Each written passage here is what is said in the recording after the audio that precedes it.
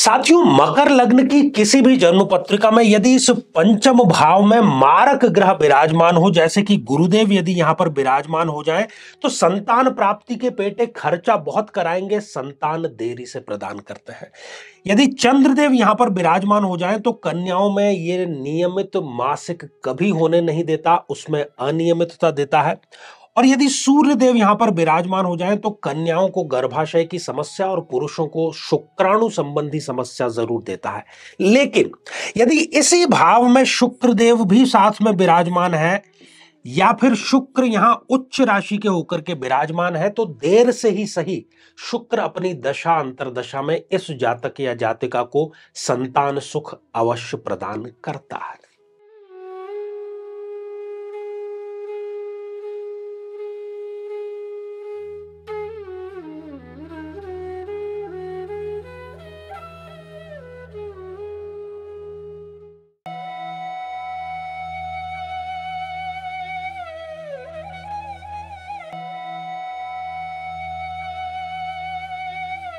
तो मेरे बहुत ही प्रिय और बेहद सम्मानित साथियों, हृदय की असीम गहराइयों से अभिनंदन, बहुत बहुत हार्दिक स्वागत।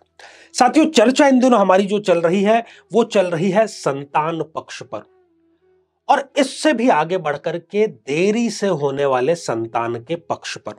तो आप जैसा कि देख पा रहे हैं कि यहां पर मकर लग्न की जो जन्म पत्रिका है उसका आज हम विश्लेषण करेंगे और जानेंगे कि कौन कौन से ऐसे कारण हैं जबकि मकर लग्न की जन्म पत्रिका में विवाह में और संतान में दोनों में देरी होती है। खास तौर पर संतान में देरी होती है, लेकिन देर से ही सही संतान इनको अवश्य होती है। दोनों स्थितियों में कौन कौन से ग्रह, कौन कौन सी परिस्थितियां जिम्मेदार होती है, उस पर हम दृष्टिपात करने जा रहे हैं। साथियों, यदि आप अपने लग्न से संबंधित एपिसोड देखना चाहते हैं तो यहां आई बटन में हमने आपको उसका लिंक प्रोवाइड कराया है, जाकर के आप उसको देख सकते हैं। तो आइए साथियों, शुरुआत करते हैं। इस मकर लग्न की जन्म पत्रिका में ये जो पंचम भाव है, इस पंचम भाव से संतान की, खास तौर पर प्रथम संतान की चर्चा की जाती है। अब इस भाव पर बहुत कुछ डिपेंड करता है। यदि इस पंचम भाव में आप देखें कि गुरुदेव यदि आकर के यहां विराजमान हो जाते हैं, जो कि एक मारक ग्रह है, और स्थान हानि करो जीव, स्थान हानि करो जीव। अब यहां पर स्थान से तात्पर्य है, ये जो भाव है इनको स्थान भी कहते हैं। हानि मतलब उस भाव से संबंधित नुकसान कौन करता है? जीव। जीव कहा जाता है ज्योतिष शास्त्र में गुरुदेव को या बृहस्पति को।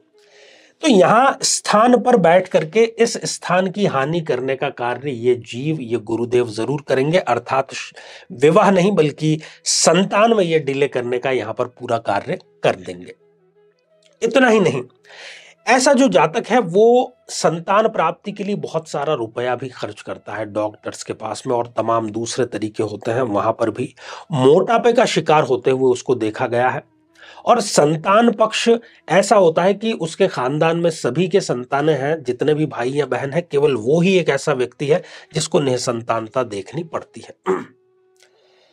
साथियों, इसके अतिरिक्त जो दूसरा ग्रह जिम्मेदार है इस जन्म पत्रिका में संतान के डीले करने में, वो है चंद्रदेव, क्योंकि चंद्रदेव भी एक मारक ग्रह है इस जन्म पत्रिका में। अब एक तो मारक ग्रह, ऊपर से वो हो गए उच्च राशि के यहां पर।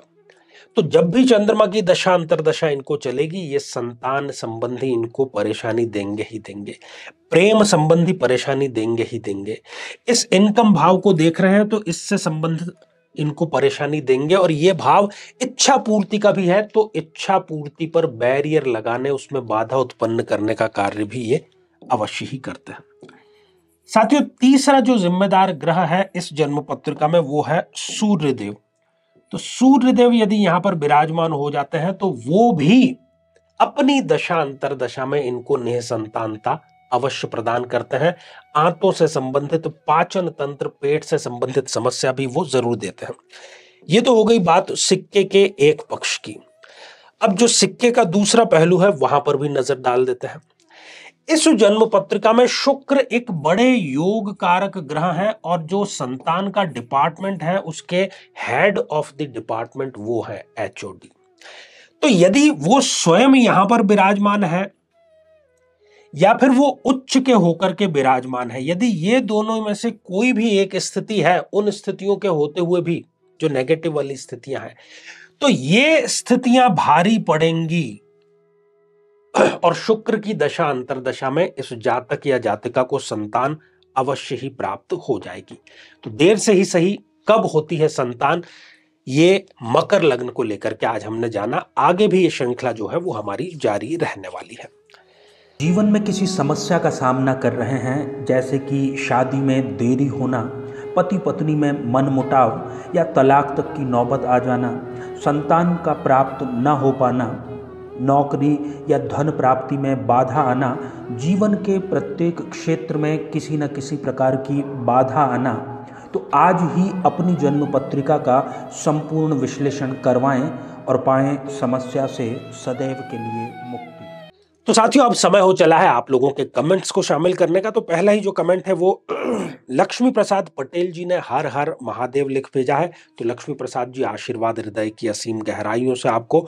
अगला कमेंट गौरव वत्स जी का है, क्या हस्बैंड वाइफ दोनों को मंदिर जाना होगा इस प्रयोग में? जी हाँ गौरव जी, दोनों को ही जाना होगा।